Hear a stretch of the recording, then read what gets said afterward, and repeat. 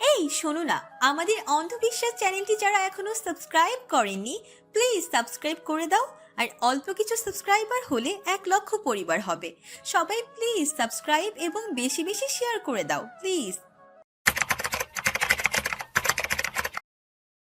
কিছু সময়ের ব্যবধানে আন্ডারগ্রাউন্ড উত্তপ্ত হয়ে ওঠে। রক্তে রঞ্জিত পাতাল যেন মৃত্যুপুরী, প্রতিপক্ষ যেন কম যায় না। হিংস্র থেকে হিংস্র হয়ে তেড়ে আসে তারা। ইরফাদের বিধ্বংসী দাপট অস্ত্রধারী তীক্ষ্ণ চোখে অবলোকন করে প্রতিপক্ষের প্রতিটা পদক্ষেপ ঘূর্ণিঝড়ের মতো ধেয়ে ধেয়ে এগিয়ে যায় বাতাসের গতিতে। এই ধারালো মস্তিষ্কের খেলোয়াড়ের হাতের রাইফেলের সীসার তৈরি বুলেট নিশানা বরাবর লাগে। রক্ত ফিনকি মেরে যেন বৃষ্টির মতো ঝরে।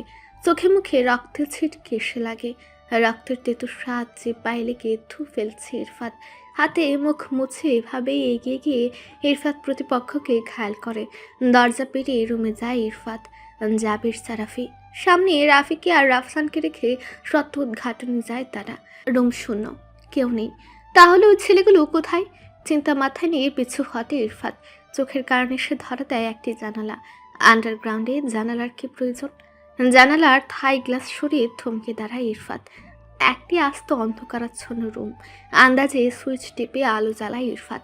নিচু হয়ে প্রবেশ করে সে রুমে। রুম ভর্তি শখানেক ছেলে, যাদের হাত পেছমোড়া করে বাঁধা, মুখে স্কচ টেপ লাগানো। নিরুপায় ছেলেগুলোর চোখ যেন কুটোর থেকে বেরিয়ে আসার উপক্রম। রক্ত ভেজা শরীরে এগিয়ে যায় ইরফাত। ছেলেদের জায়গায় মেয়ে হলে আকাশ বাতাস কাঁপে তুলত রক্ত দেখে। ইরফাত হাতের ইশারায় ভরসা দেয়। এরপর একে একে সবাইকে বের করে। পুলিশ ফোর্সের সাহায্যে জিপে তোলা হয় তাদের। ইরফাত গোলক ধাঁধার ওই রুমে দাঁড়িয়ে চিন্তায় মুশকুল। দুটো বাংলাদেশের ছেলে এই রিসর্ট পরিচালনা করে, এটা মোটেও যুক্তিসঙ্গত নয়। এসবের পিছনে অভিজ্ঞতা সম্পূর্ণ কারো হাত থাকবেই। চারকোনা ঘরটিতে ঘুরে ঘুরে দেখে ইরফাত। রাফের পেছনে রিভলভার ঠেকিয়ে ধাক্কায় ইরফাত। রাফসান নিচ থেকে তখন জানা সবটুকু বলে দেয়, দিয়ে দেয় চাবিও। এরপর অনুরোধ করে ফিরে যাই। সিনথিয়ার দরজার সামনে মূর্তের নাই বসে যেন ধ্যান জ্ঞান শুধুই সিনথিয়া। রাফি রিভলভারের নলের ধাক্কায় এগিয়ে যায়। দেখে দেয় সেই গুপ্ত পথ যে সুড়ঙ্গ গিয়ে ঠেকেছে গুপ্ত রুমে। সেখানে আছে রাত কাটানোর ব্যবস্থা। কেউ যদি কখনো আন্ডারগ্রাউন্ডে চলেও আসে, রিসোর্টের লিডারকে ধরা সহজ হবে না। আর যদি গুপ্ত ঘরের নাগাল পেয়েও যায়, সেক্ষেত্রে প্ল্যান বি রেডি। সে রুমের সাথে আছে গুপ্ত সিঁড়ি, যে সিঁড়ি ধরে তৈরি হয়েছে সৌচ্চ ভবনের ছাদে ওঠার রাস্তা। কেউ আন্ডারগ্রাউন্ডে ঢুকে পড়লে প্রাণ রক্ষার্থে এই সুড়ঙ্গ দিয়ে গুপ্ত সিঁড়ি দিয়ে উঠে যাবে ছাদে। সেখান থেকে সংকেত দিলে হেলিকপ্টার দিয়ে উদ্ধার করার ব্যবস্থা করা আছে। তাই এই রিসোর্ট চালানোর লিডার সর্বদাই নাগালের বাইরে। ইরফাত সুড়ঙ্গে প্রবেশ করে। টিপে টিপে চলে যায় সে গুপ্ত রুমে। বন্ধ দরজার উপরের মানুষ ব্যাগ প্যাক গুছিয়ে সিঁড়ির পথ ধরছে। সিসি ক্যামেরার ফুটেজ দেখছিল এতক্ষণ। বিপদ সংকেত দেখে হুড়মুড়ে সিঁড়ির পথ ধরে। ইরফাত চাবি দিয়ে লক খুলে এরপর ঢুকে যায় ঘরে। বাকি পুলিশরা সেই পথ ধরে। কালপ্রিট তপ্ত শ্বাস ফেলে দ্রুত পায়ে উপরে উঠছে। পেছু নিয়েছে ইরফাত। তার চেয়ে বড় বড় লম্বা পা ফেলে সিঁড়ি ডিঙ্গিয়ে চলছে ইরফাত। রাফসান পায়চারি করছে বোনের দরজায়। আর একটু পর পর দরজায় কুল ঘেঁষে সিনথাকে বলছে, ছোট পাখি, ঠিক আছিস? ওপর দিক থেকে দুর্বল শরীরে সিনথিয়া বলছে, এর মধ্যেই ঘটে দুর্ঘটনা। কোথা থেকে হঠাৎ করে কয়েকটি মুখোশধারী লোক ঝাঁপিয়ে পড়ে রাফসানের পর। রাফসান সহ বাকি দুজন পেরে ওঠে না প্রতিপক্ষের সাথে। রাফসানের বিশ্বাসঘাতকতার জন্য তাকে মারতে মারতে আধমরা করে ফেলে। বাকি পুলিশ দুটোকেও বেধড়ক মার মেরে সিনথিয়া রুমের দরজার লক খুলে সিনথিয়া সহ রাফসানকে তুলে নিয়ে যায়। ইরফাত ধাওয়া করে এগিয়ে যাচ্ছে মুখোশধারী লোকটির দিকে। সিঁড়ি যেন শেষ হচ্ছে না। রাফের পেছনে রিভলভার ঠেকিয়ে ছুটছে জাবির, সারাফিও। পাগলা ঘোড়ার মতো ছুটে ধাওয়া করছে মুখোশের আড়ালের লোকটিকে। অতপর মাথার উপর ভারী তক্তা তুলে ছাদে চলে যায় লোকটি। তারপর এক টুকরো তক্তা ফেলে উপরে বসে থাকে। বাকিরা ছাদে যেতে পারে না। শক্ত তক্তা নিচ থেকে ধাক্কায় বাকিরা। অনেকটা সময় পর একাই খুলে যায় ছাদের পথ। একে একে ছাদে যায় ইরফাত, জাবির, সারাফি, বাকিরাও। ছাদের এক পাশে দাঁড়ায় মুখোশধারী আর এক পাশে দাঁড়ায় ইরফাত সহ পুলিশ ফোর্স। সহসাই পৈশাচিক হাসিতে ফেটে পড়ে লোকটি। দেখতে শক্তিশালী, বিশাল দেহি দানবের মতো কালো কুচকুচে গায়ের রং। পরনে ঘুমের পূর্ব মুহূর্তের প্রস্তুতি, সাদা ধবধবে লুঙ্গি আর ফতুয়া, মুখে মাস্ক। তার পশ্চাৎে খাসিতে ফেটে পড়ছে আকাশ বাতাস। রিভলভার তাক করে ইরফাত, বাকিরাও নিজ নিজ জায়গা থেকেই তাক করে রাইফেল। ঠিক ওই মুহূর্তে এই পৈশাচিক খাসিতে ফেটে পড়ে দানবীয় লোকটি। কুল কুল। তারপর আবারও হু হু করে হাসে। এরপর বলে, আমি তো ভেবেছিলাম এসপি তীক্ষ্ণ বুদ্ধি সম্পন্ন, তুই যে এত তো বোকা জানা ছিল না। আমাকে ধরা এত সহজ? পৈশাচিক হাসির তালে তালে হাতের ইশারা করে লোকটি। ইরফাত হাতের ইশারার দিকে তাকায়। সিনথিয়ার প্রতিপক্ষের হাতে বন্দি, অতঃপর স্তব্ধতা, নিঃশব্দতা। সিনথিয়ার নিস্তেজ শরীর, আধখোলা চোখ, যে চোখে নেই কোন শক্তি। মাথায় রিভলভার ঠেকিয়ে টেনে হিচড়ে ছেঁচড়ে নিয়ে আসছে কয়েকজন পিশাচ। ইরফাতের রক্ত উঠে যায় মাথায়, চোয়াল শক্ত হয়, ফুলে ওঠে হাতের পেশি। মুখোশধারী বিশাল দেহি লোকটি ইশারায় একটি ছেলে রিভলভার ছুড়ে। রিভলভার হাতে ধরে লোকটি তেরছায় এসে বলে, কখনো হার না মানে এসপি, আজ তোকে হারতেই হবে। হ্যান্ডস আপ এভরিওয়ান, না হলে বুলেট মেরে শেষ করে দিব সব। ল্যাপটপের স্ক্রিনে গ্রাউন্ড ফ্লোরের সব পুঙ্খানুপুঙ্খভাবে চোখ বসিয়ে আজ সব দেখেছে রিসর্টের লিডার। এরপরে ছক কষে নিয়েছিল, কোথায় হাত দিলে এসপি দুর্বল হবে সে জায়গাতেই হাত দিয়েছেন লিডার। মুখোশধারী বিশাল দেহি লোকটি গলায় হুঙ্কার দিয়ে বলে, হ্যান্ডস আপ। এসপি নির্দেশে সকলেই তাদের অস্ত্র নিচে রাখে। প্রতিপক্ষ দলের পিশাচ এগুলো ছুটে এসে তুলে নেয় অস্ত্র। তারপর ঠেকায় পুলিশ ফোর্সদের মাথায়। টেনে হেঁচড়ে ইরফাতকে নেওয়া হয় পেছনের সারিতে। এরপর সিনথিয়াকে টেনে হেঁচড়ে দাঁড় করানো হয় ছাদের কোনায়। সিনথিয়াকে কেন্দ্র করে বৃত্তাকার অংশতে গোল গোল করে লাগানো হয় আগুন। শরীরে ভর রাখতে না পারা সিনথিয়া বসে পড়ে আগুনের মাঝে। নিজের জন্য পুরো টিম সহ ইরফাতকে দুর্বল হতে দেখে মনের গহীনে এক অদৃশ্য যন্ত্রণা ভীষণ জ্বালা ধরায়। এই মুহূর্তে তার হাতে পায়ে বিন্দু পরিমাণ শক্তি নেই। তার জন্য পুরো টিম বিপদে। চোখ দুটো জ্বলছে, আগুনের উত্তাপে পুড়ছে শরীর।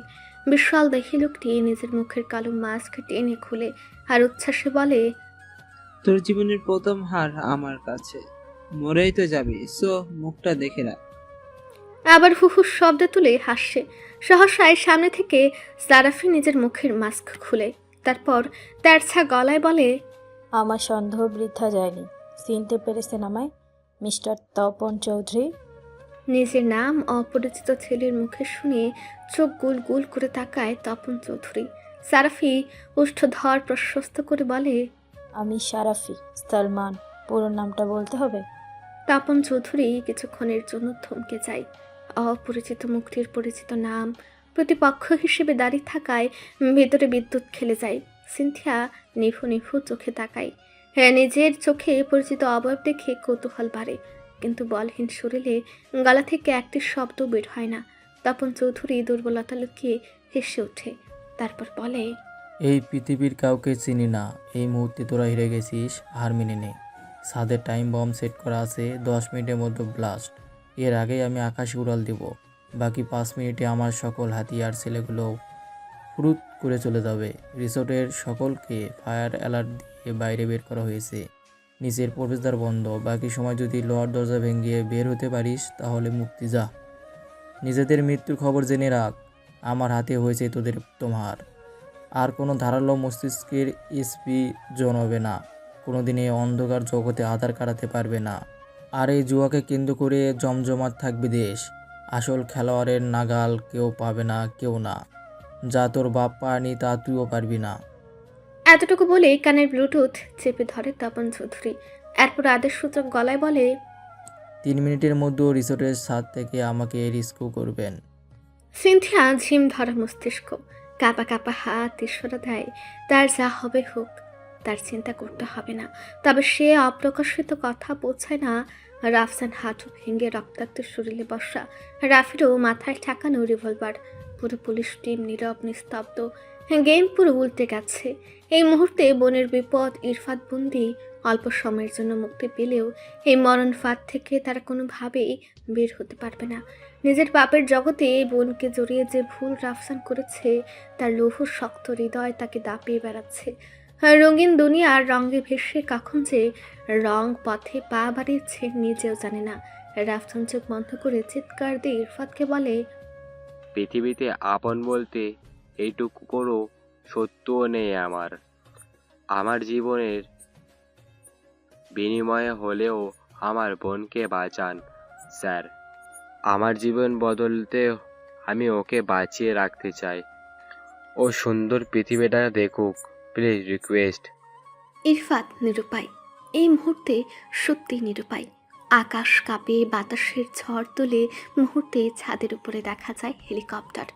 প্রস্তুতি নেয় তপন চৌধুরী পালিয়ে যাওয়ার।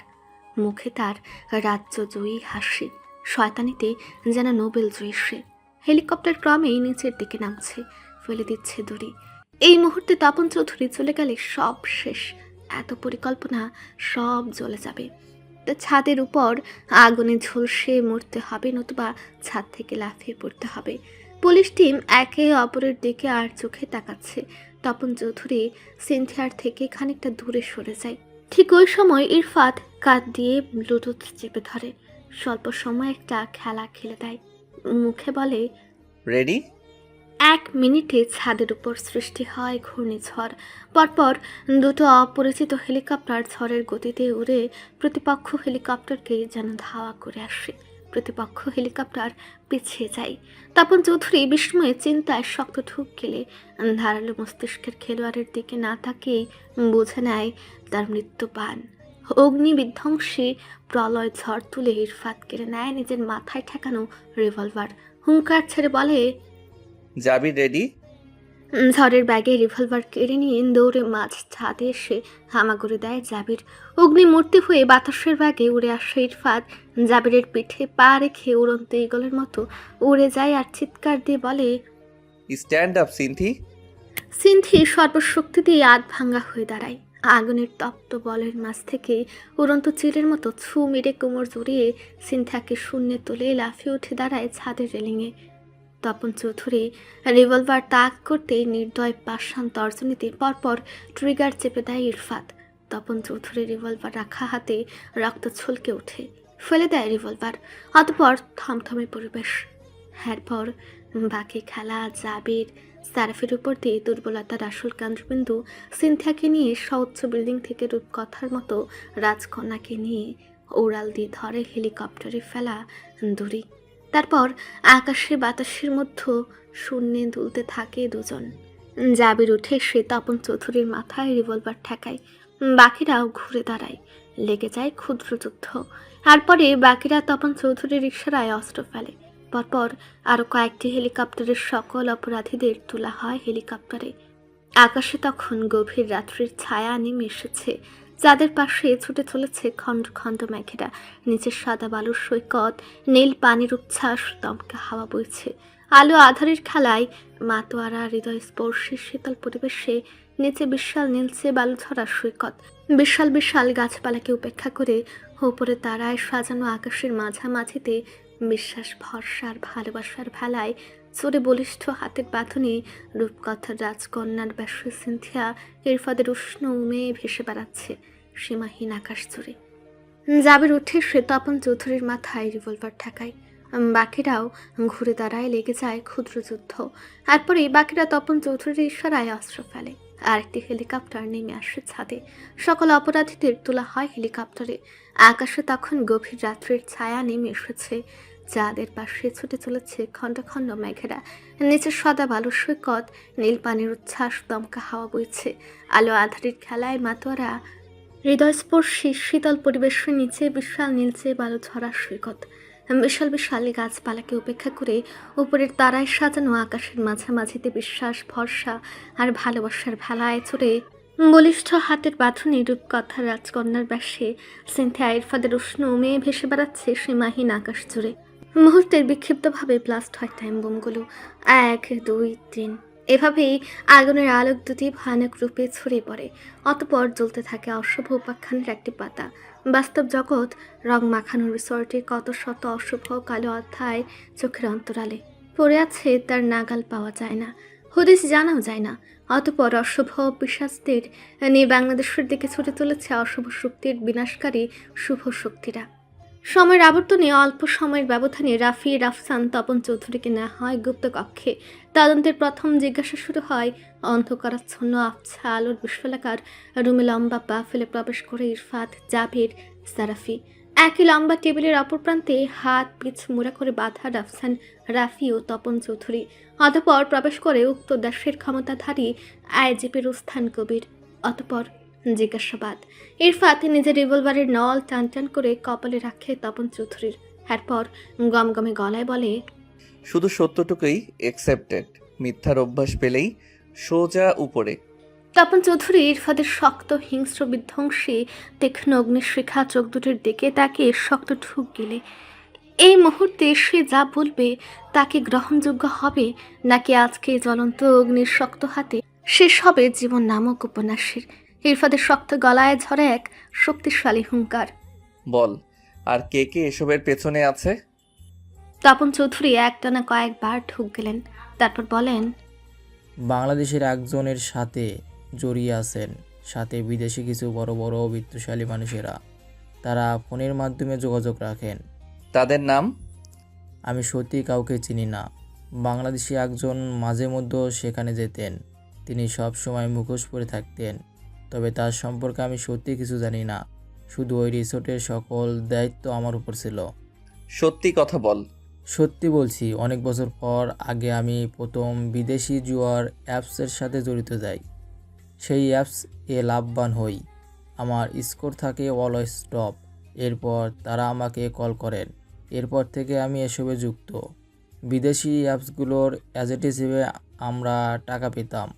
রিসোর্টের লাইভ ক্যাসিনো চালাতাম, তবে তাতে খুব অল্প পার্সেন্টেজ আসতো। এই রিসোর্টের অধিপতি একদিন আমাকে কল করেন এবং প্ল্যান জানান।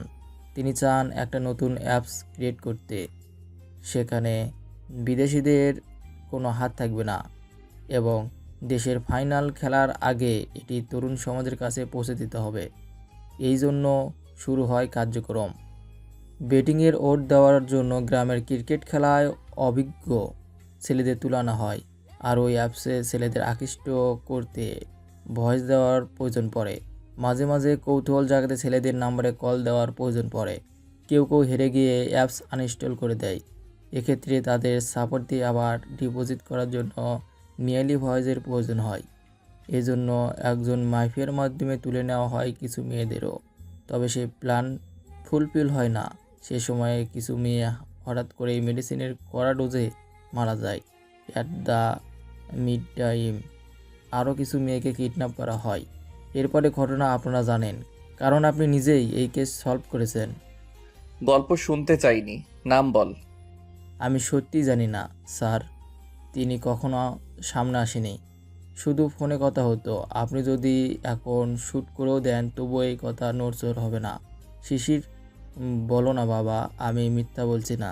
শিশির শক্ত হয়ে দাঁড়ায়, দায়িত্বের জায়গায় দাঁড়িয়ে কড়া গলায় বলে, স্যার বলুন, এখানে আপনার কেউ আপনজন না?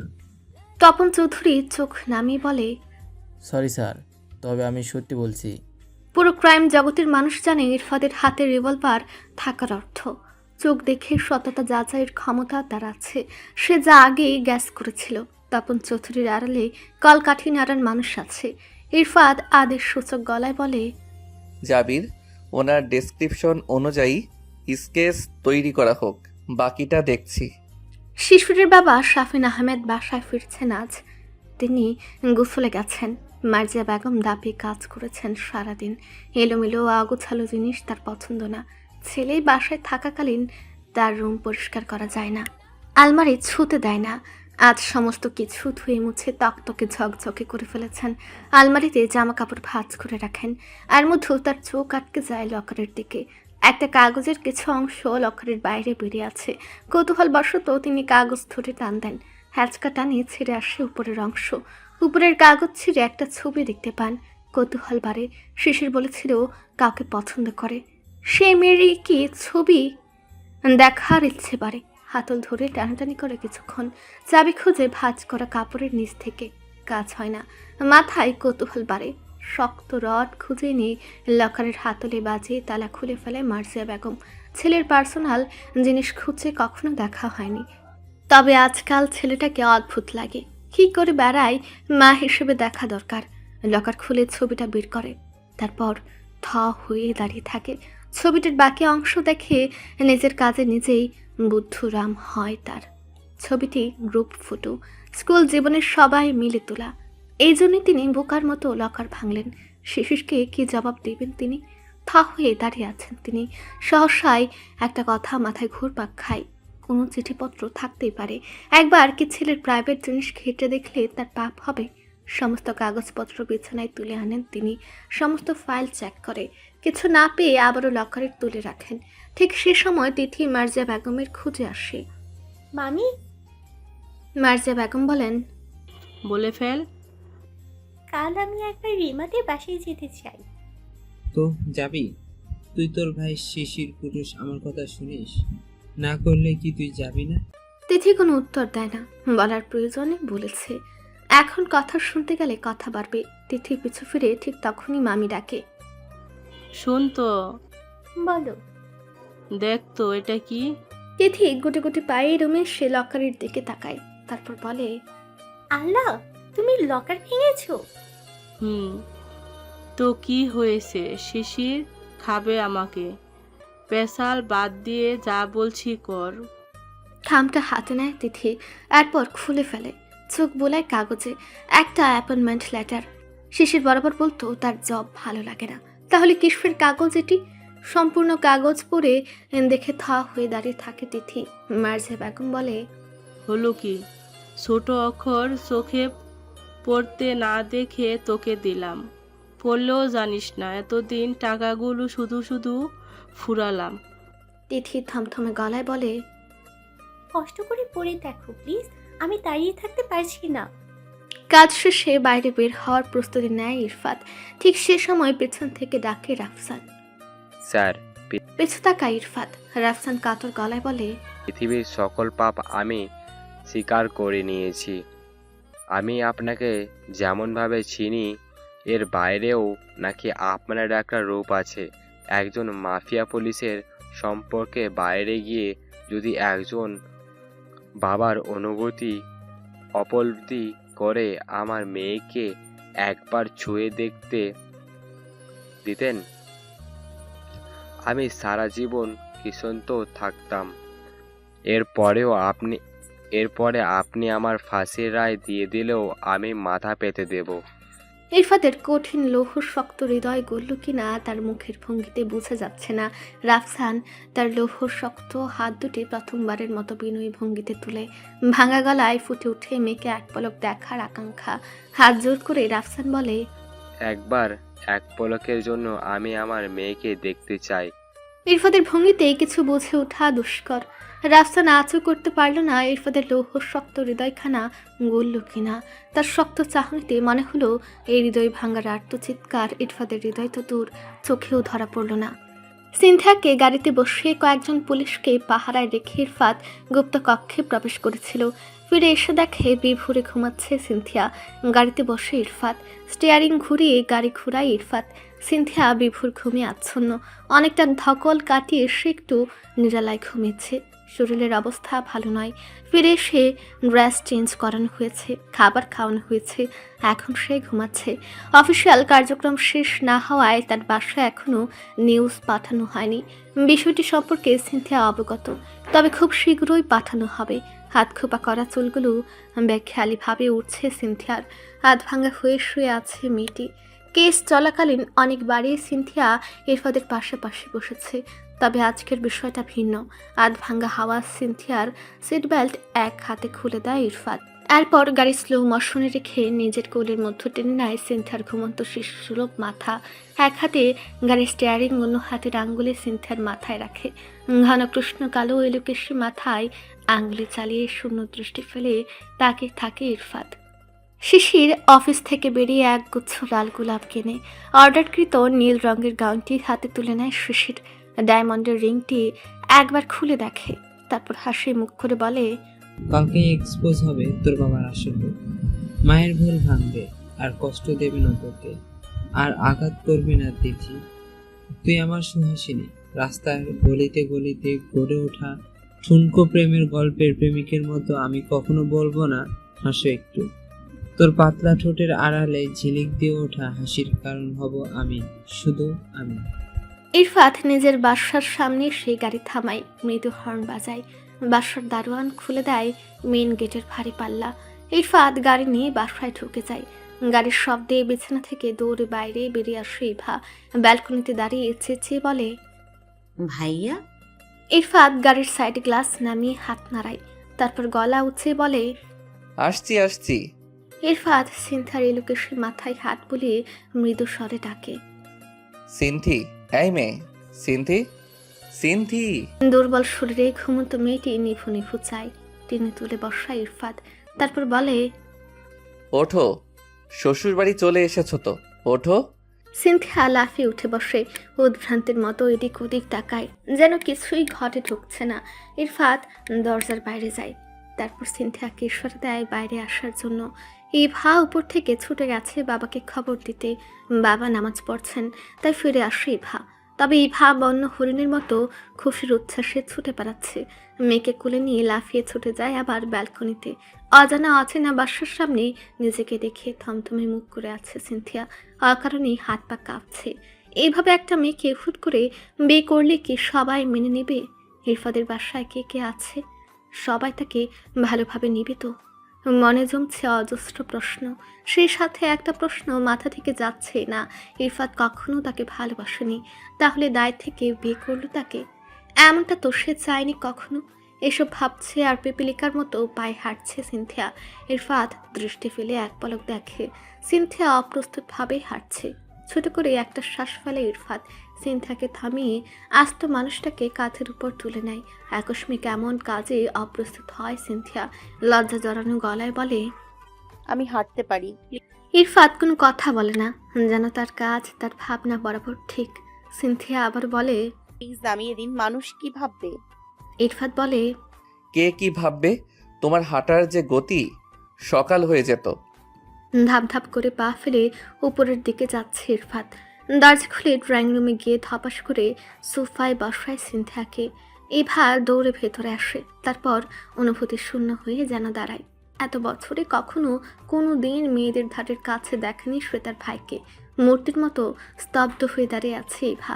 টুম্পা মায়ের কোল থেকে নেমে যায় আর বলে, ইয়ে মামাই। ইরফাত হাত বাড়িয়ে শূন্যে দুলিয়ে কুলে তুলে নেয় টুম্পাকে। ইভা একবার ইরফাদের দিকে তাকাচ্ছে, একবার মেয়েটির দিকে, তবে সত্যি কিছু বুঝতে পারছে না সে। ইরফাত ইভার দিকে ধীর পায়ে এগিয়ে আসে, মাথায় টোকা দেয়, দিয়ে বলে, কেমন আছিস? বাবা কই? ইভা থমথমে গলায় বলে, মেয়েটিকে? ছোট্ট টুম্পা সোফায় বসা মেয়েটির দিকে তাকায়, তারপর বলে, বন্ধু এনেছো মামুনির জন্য মামাই? ইরফাত মৃদু হাসে। টুম্পাকে টুপটুপ করে দুটো হামি দেয় ইরফাত, তারপর ইভাকে এক বাহু জুড়ে আগলে নিয়ে মাথায় ছোট্ট হামি দেয়। এরপর বলে, বন্ধু নিয়ে এসেছি তোর, তোর নাকি একা লাগে? ইভা ইরফাদের বাহু ডোরে থেকে বলে, সত্যি করে বলো তো, কে মেয়েটি? আরে দেখলাম বউ মেলা হচ্ছে, বউ মেলা থেকে বউ কিনে এনেছি, পছন্দ হয়নি? বউ শব্দটা সিনথিয়া শুনে চোখ তুলে তাকায়। ইরফাদের বউ সে, এই কথাটা ভাবতে বুকের গহীনে তোলপাড় শুরু হয়। উত্তাল সাগরের ঢেউয়ের মতো ঢেউ খেলে যায় শব্দটি। অপ্রত্যাশিত জিনিসটি চোখের সামনে বাস্তব হতে দেখে ইভা যেন অন্য দুনিয়ায় হারিয়ে যায়। সে ছোট বাচ্চার মতো লাফাতে লাফাতে চিৎকার দিয়ে বলে, বাবা, বাবা, ভাইয়া বউ নিয়ে আসছে বাবা, তাড়াতাড়ি আসো বাবা। রেদওয়ানুর রহমান আর ধীর পায়ে। এসব তিনি মোটেও বিশ্বাস করেন না। ইরফাত বাবাকে দেখে এগিয়ে যায়। রেদওয়ানুর রহমান পায়ের গতি বাড়ান, ছেলেকে গাল ভরে ডাক দেন, আব্বা কেমন আছো আব্বা? ইরফাত ছোট বাচ্চার মতো বাবার কাছে যায়। বহুদিন দূরে থাকার ক্ষতিপূরণ স্বরূপ রেদওয়ানুর রহমান ছেলেকে জড়িয়ে ধরেন। ছেলে যতই বড় হোক, বাবার কাছে সন্তান সবসময় ছোট্ট শিশু রয়ে যায়। ইরফাদের পিঠে চাপড়ায় রেদওয়ানুর রহমান। ইভা এগিয়ে গিয়ে বলে, আমি কি বললাম ওইটা শোনার প্রয়োজন মনে করলে না বাবা? ভাইয়া বউ নিয়ে আসছে, তাকে দেখো আগে। রেদওয়ানুর রহমান ভ্রু কুচকে ফেলেন। ইরফাত আনবে বউ, তাও আবার না বলে পেছন থেকে সিনথিয়া মাথায় কাপড় টেনে নিয়ে সালাম দেয়। আসসালামু আলাইকুম। রেদানুর রহমান সালামের উত্তর দিতে দিতে একবার ইরফাদের দিকে একবার সিনথিয়ার দিকে তাকান। তার চোখের ভঙ্গিমা স্পষ্ট, তিনি যেন নিজের চোখকে বিশ্বাস করতে পারছেন না। ইরফাদ খানিকটা অপ্রস্তুত হয়ে টুম্পাকে নামিয়ে দেয়, তারপর বলে, অনেক টায়ার্ড লাগছে বাবা, ফ্রেশ হয়ে আসছি। বলেই রুমে চলে যায় ইরফাদ। রেদানুর রহমান খুশিতে নার্সার ভুলে যান। ছেলে বিয়ে করবে তা ওইভাবে সে তো ভাবতেও পারছে না। খুশিতে আত্মহারা হয়ে সিনথিয়ার কাছে যায়। মায়াবী মুখখানা দেখে মাথায় হাত দিয়ে বলেন, মাশাল্লাহ মা, মাশাল্লাহ। এবার আলমারি থেকে বক্সটা নিয়ে আয়, তোর মা থাকলে আজ অনেক খুশি হতো। যা যা। অপ্রত্যাশিত বিষয়গুলো নিজের চোখের সামনে ঘটতে দেখে খুশিতে টুপ করে জল পড়ে সিনথিয়ার। সব স্বপ্ন লাগে। এতটা আদর পাবে সিনথিয়ার কল্পনায়ও ছিল না। ইভা দৌড়ে গিয়ে আলমারি থেকে গহনার বাক্স নিয়ে আসে। রেদানুর রহমান নিজে সিনথিয়ার হাতে দুটো স্বর্ণের মুখবালা পরান। ইভা খুশিতে মায়ের চেইনটা, মায়ের হারটা সিনথিয়ার গলায় পরায়, হাতে তুলে দেয় গহনার 5টা বক্স। সিনথিয়া অপ্রস্তুত হয়ে যায়। আসার পরে কি না কি হয় সে চিন্তায় পাগল হচ্ছিল সে। আর এরা তো পুতুলের মতো গহনা ঢেকে দিচ্ছে, না করলেও তার কথা যেন কেউ শোনার প্রয়োজনই মনে করছে না। সব শেষেই ভা নিজের তরফ থেকে নিজের হাতের একটা আধুনিক বাচ্চাদের স্টাইলে বানানো চুড়ি সিনথিয়ার হাতে পরিয়ে দেয়। সিনথিয়া বাধা দেয়। কি করছো আপু?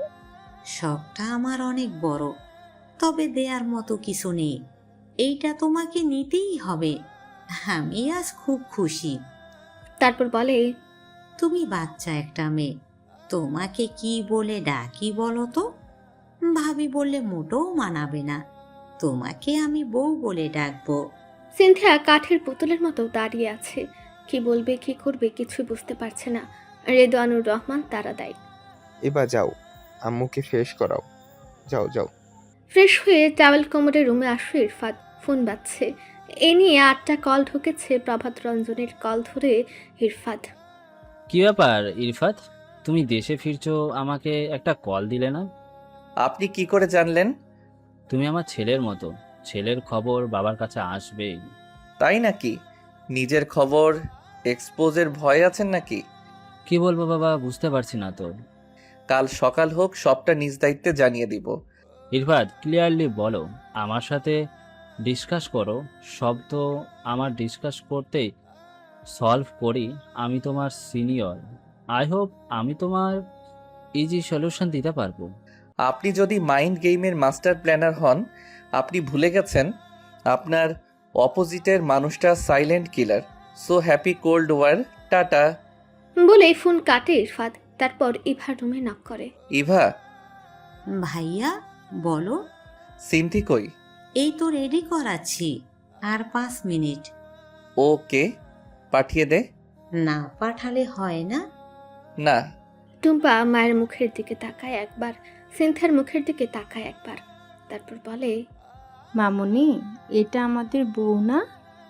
ইভা মাথা নেড়ে বলে, হুম। মামাই যে বললো আমাদের জন্য এনেছে, আমাদের কাছে থাকবে না? না সোনা। তাহলে এটা মামাইয়ের বউ, মামাইয়ের কাছে থাকবে। তাহলে আমার বউ এনে দাও, আমি খেলা করব। তোমার বউ কই পাবো মা?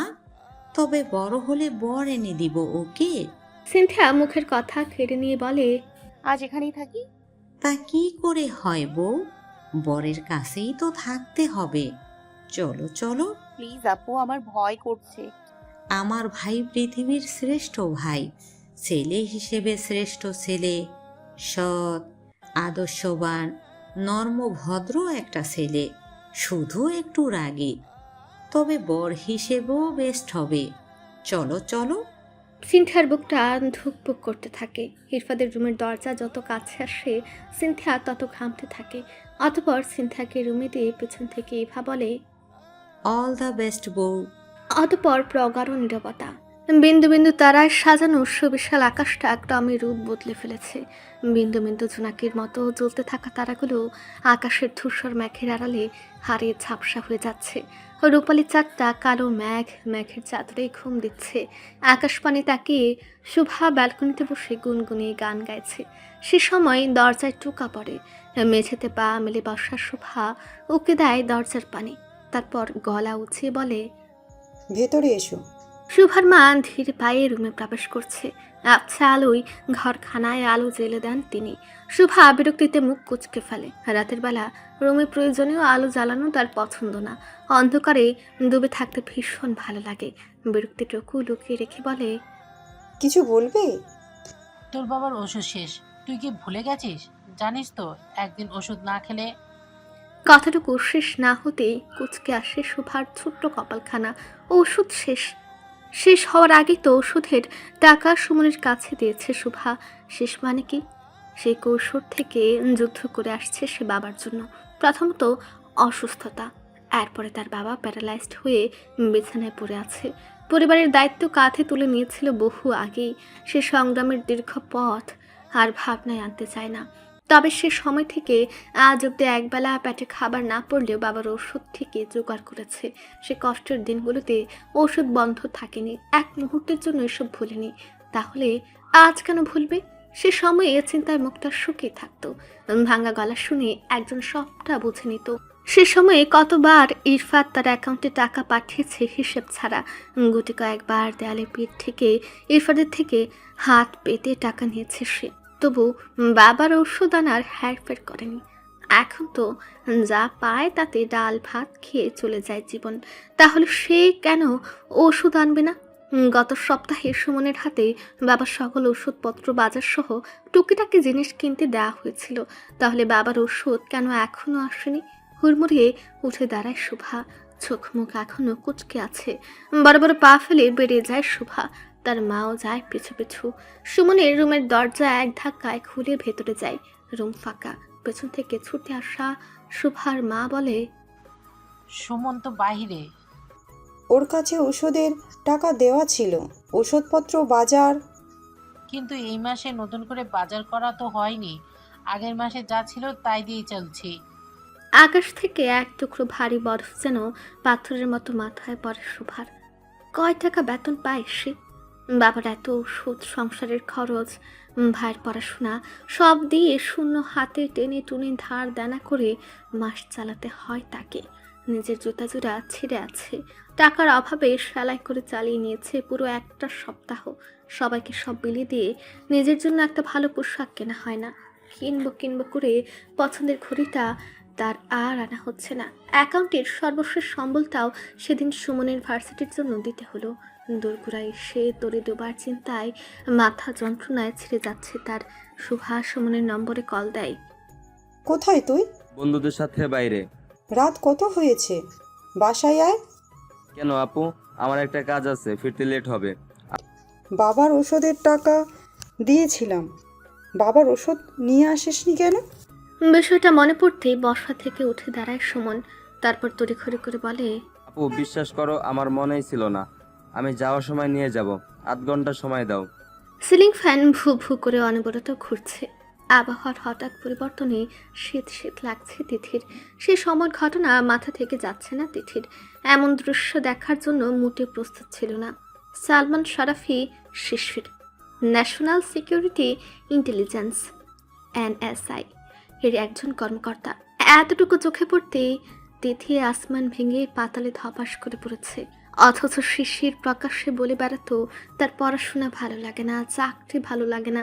এত বছর পরে সে মাস্টার্সে ভর্তি হয়েছে, অথচ ভেতরে ভেতরে আস্ত একটা জগৎ চেপে রেখেছে। মার্জা বেগম পড়াশোনা তেমন করার সুযোগ পাননি। অল্প বয়সেই বিয়ে, এরপর সংসারের ঝামেলা পোহাতে হয়েছে। এরপরে আর বই খাতা ছুঁয়ে দেখা হয়নি। তবে এতটুকু তার বোন বুঝে নিয়েছে শিশিরের এতদিনের লুকোচুরির বিষয়টি। মার্জা বেগম এই মুহূর্তে শিশিরের বাবার পাশে বসে আছেন, নীরব নিস্তব্ধ হয়ে। মনে মনে ভাবছেন সত্যটুকু ছেলে তাকে বলল না। সে থমথমে গলায় বলে, শিশিরের আব্বা। বলো। NSI এর পূর্ণরূপ কি? সে জানে তুমি কি করবে? কও না। ওসব জানো, তোমার কাজ নেই। আমি একটা খাম পেয়েছি। ফোন স্ক্রল করা হাতটা থমকে যায় শফিন আহমেদের। তিনি চোখ গোল গোল করে উঠে বসেন। তুমি শিশিরের লকার খুলেছ? পুরো ঘটনা বলার আগে অপর পৃষ্ঠের মানুষ যখন গল্পের থিম বলে দেয় তাহলে কি বোঝার বাকি থাকে? পুরো গল্পটা তার আগেই জানা। মার্জিয়া বেগম ধীর গলায় বলেন, ও তুমি সবটা জানতে, আমি মা বলে কিছু জানার অধিকার রাখি না। এখন বুঝলাম ছেলে দেশের বাইরে ট্যুর দেয় কেন। বছরের এ মাথায় ও মাথায় ছেলে ট্যুরে যায় আর বাবা সাপোর্ট দেয় কেন? মা কি এতই খারাপ? আমি জানলে খুব ক্ষতি হয়ে যেত। শিশিরের বাবা পুরো কথাটাকে উপেক্ষা করে বলে, তুমি জানো না কারোর প্রাইভেট জিনিসপত্র তার অ্যাবসেন্সে দেখা অপরাধ? শিশির আমার ছেলে। ছেলে তো কি, প্রত্যেক মানুষেরই প্রাইভেসি আছে, এটা তুমি ঠিক করোনি। বাড়ির ডোরবেলে পাখির আওয়াজ কুক কুক করে ডেকে উঠছে। কেউ এসেছে। সন্তানকে নিয়ে স্বামী স্ত্রীর কথোপকথনের সমাপ্তি ঘটে। মার্জিয়া বেগম উঠে যান দরজার দিকে। দরজা খুলে দেন। বাইরে টান টান হয়ে দাঁড়ানো ছেলেটির শিশির। কথা ছিল এবারের ট্যুর দীর্ঘ হতে পারে, তবে খুব দ্রুত ফিরে এসেছে। তবে ছেলের কাজ সম্পর্কে মার্জিয়া বেগম এখন অবগত, তাই প্রশ্ন করে না। মনের এক কোণে জমে থাকা অল্প একটু ক্ষোভে তিনি কঠিন রূপের খোলস ছেড়ে বলেন, আয়। শিশির তো প্রস্তুত ছিল তার মা ঘন্টাখানেক প্রশ্ন করে যাবে, উত্তরগুলো পছন্দ না হলে আরো অসংখ্য প্রশ্ন জুড়ে দিবে, কিন্তু এর কোনোটির সম্মুখীন হতে হলো না তাকে। অতঃপর নীরবে বাসায় প্রবেশ করলো শিশির। চোখ দুটো এক পলক তিথির দরজায় পড়ল। দরজা ভেজিয়ে রাখা, তাই নিঃশব্দে নিজের বাবার কাছে যায় সে। কুশল বিনিময়ের পর শিশির বসলো বাবার পাশে, যেন নতুন করে কিছুই বলার নেই। বাবার সাথে প্রতি ঘন্টায় কথা হয় তাদের, কথোপকথনই বলে দিচ্ছে।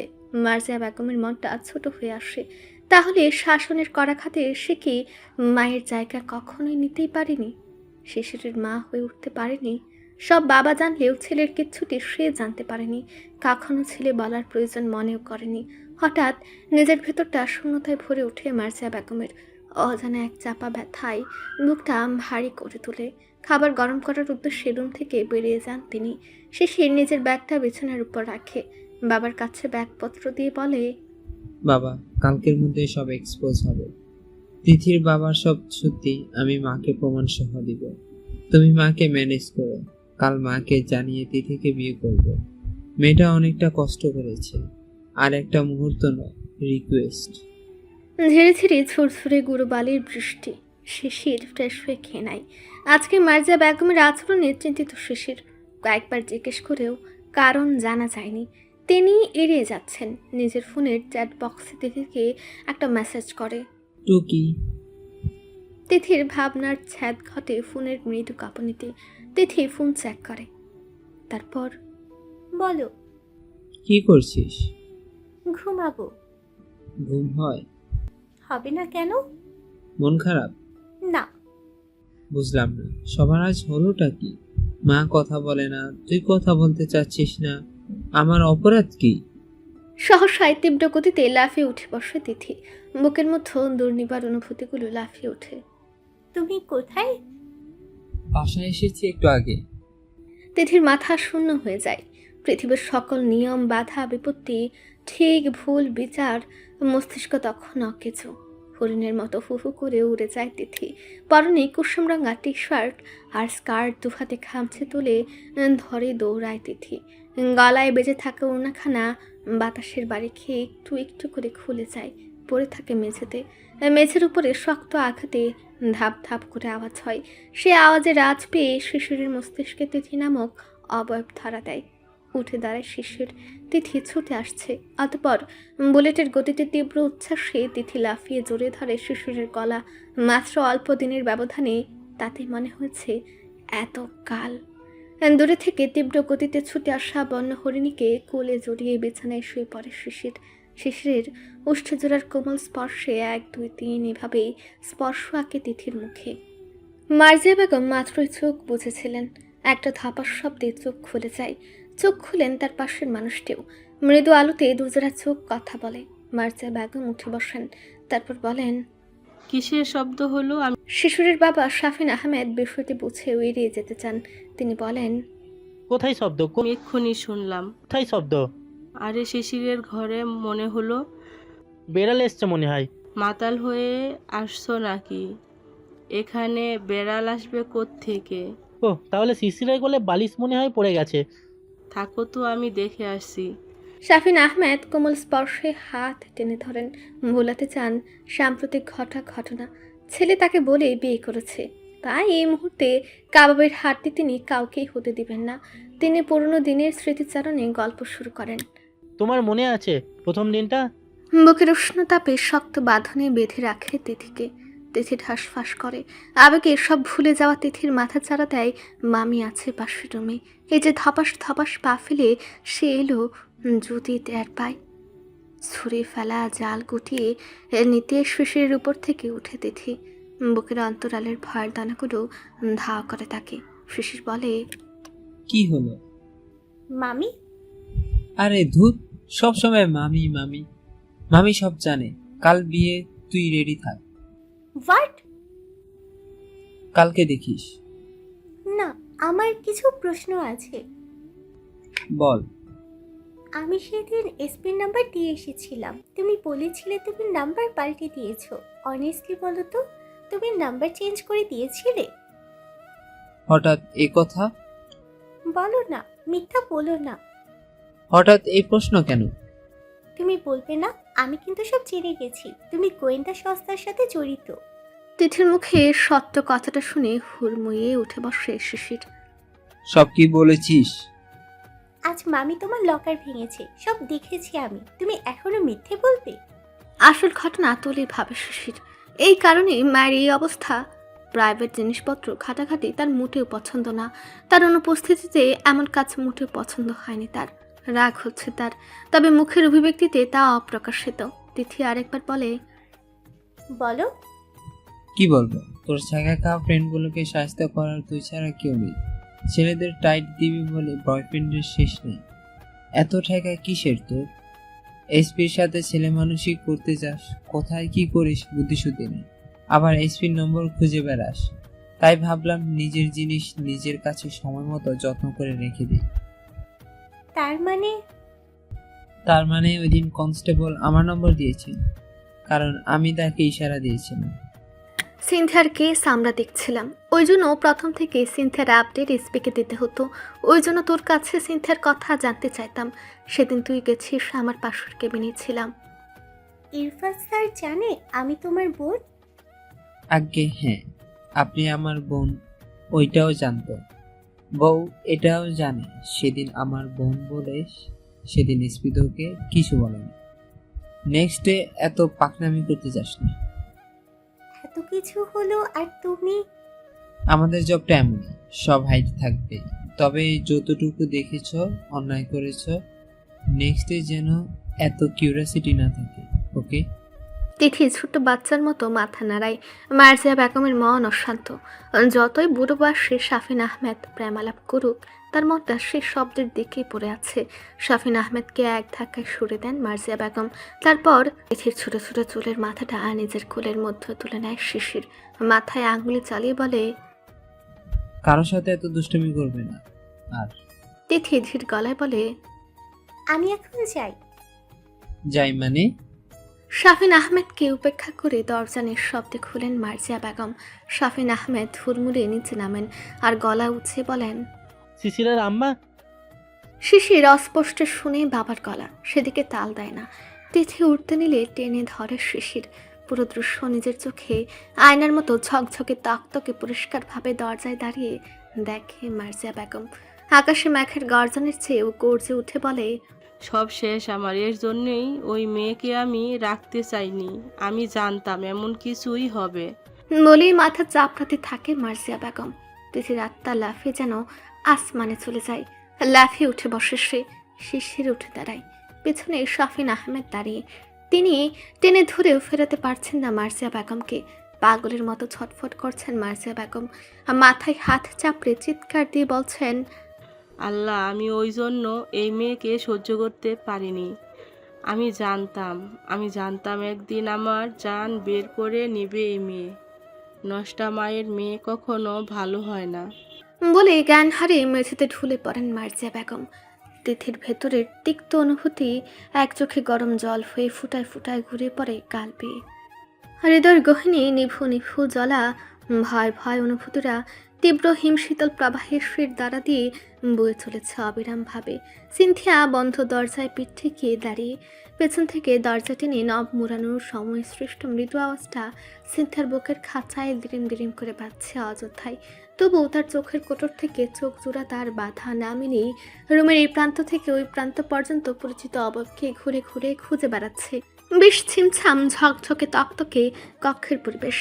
কেউ যেন অভিজ্ঞ হাতে সূক্ষ্ম সুনিপুণভাবে স্বপ্ন বুনন করেছে। আধুনিক ইন্টেরিয়র সিলিংটা নিয়নের প্রজ্বলমান সোনালি আভায় সুসজ্জিত। নিয়ন বাতির স্বর্ণালী আলো চুয়ে চুয়ে সোনা রূপে পড়ছে যেন সিনথিয়ার সর্বাঙ্গে। সোনা রং চুয়ে চুয়ে পড়ছে অফ হোয়াইট রঙের দেয়ালগুলোতে, কিন্তু কোথাও পরিচিত অবয়বটি নেই। সামনের দেয়ালে অর্ধ খোলা থাই গ্লাস দিয়ে ক্ষণে ক্ষণে আশ্বাস শীতল বাতাসে ঢেউ খেলে উঠছে ফিনফিনে পর্দাগুলো। 1, 2, 3, 4। রুমের 4 দেয়ালের কোথাও সেই মুখটি নেই। নতুন জায়গা, নতুন পরিবেশ, নতুন সম্পর্ক ধরে নিশ্চল নীরব নিস্তব্ধ দাঁড়িয়ে আছে সিনথিয়া। এই মুহূর্তে তার কি বলা উচিত, কি করা উচিত সম্পূর্ণই জ্ঞান শূন্য লাগছে তার। সবচেয়ে ভালো হতো তাকে তার বাসায় পাঠালে, কিন্তু পাঠানো হলো না। বাবা মা তার চিন্তায় হয়তো অর্ধমৃত। অপেক্ষা প্রতীক্ষার প্রহর গুনে চলেছে তারা। আইনের নিয়ম কি এতই কঠিন? কোমল হৃদয়ের করুণ পরিণতি কি তারা মানে না? একবার কি খবর দেওয়া যেত না তার পরিবারকে? ভাবনার জালে পেঁচানো অনেক প্রশ্ন, আর আত্মার হাহাকার। ক্যাচ ক্যাচ মৃদু শব্দে খুলে যায় সামনের থাই গ্লাস। উড়ন্ত পর্দা হাতে চাপিয়ে দিয়ে ব্যালকনি থেকে আধুনিক কার্পেটে পা রাখে কেউ। ভাবনার জাল ঝড়ের তাণ্ডবে ছিঁড়ে যায়। আপাতমস্তক বিশাল দেহি বলিষ্ঠ গঠনের মানুষটির পরনে 3/4 প্যান্ট, কটন প্লেন স্লিভলেস ঢিলে ঢালা টি শার্টে ফুলে ওঠা হাতের পেশি স্পষ্ট দেখা যাচ্ছে। চুলগুলো অযত্নে বেড়ে কপাল ভ্রু ছুঁয়েছে। বিশাল দেহি মানুষটার প্রত্যেক পায়ের গতিতে চারপাশ যেন তোলপাড়, যেন সে মহাপ্রলয় বিধ্বংসী। সিনথিয়ার হঠাৎ করেই ভয় বাড়ছে। চারপাশে নিস্তব্ধ নীরব পরিবেশ। সামনে থাই গ্লাস টেনে নিচ্ছে ইরফাদ। এই মানুষটার সাথে অনেকবার রাস্তাঘাটে ঘন্টার পর ঘন্টা থাকলেও আজ নিরালায় নীরবে একা এভাবে তার সামনে দাঁড়িয়ে থাকতেও পায়ের তলা থেকে কেঁপে উঠছে সিনথিয়ার। কিন্তু কেন? বুকের মধ্যে ধীরেম ধীরেম বাজার শব্দের তুরে দুর্বল লাগছে ভীষণ। দরজায় পিঠ ঠেকিয়ে দাঁড়ায় সে।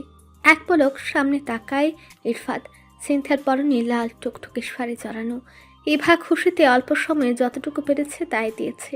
নিজের পছন্দের শাড়ি, নিজের পছন্দের বাচ্চাদের ডিজাইনের তৈরিকৃত বালা দুটো সিনথিয়াকে পরিয়েছে।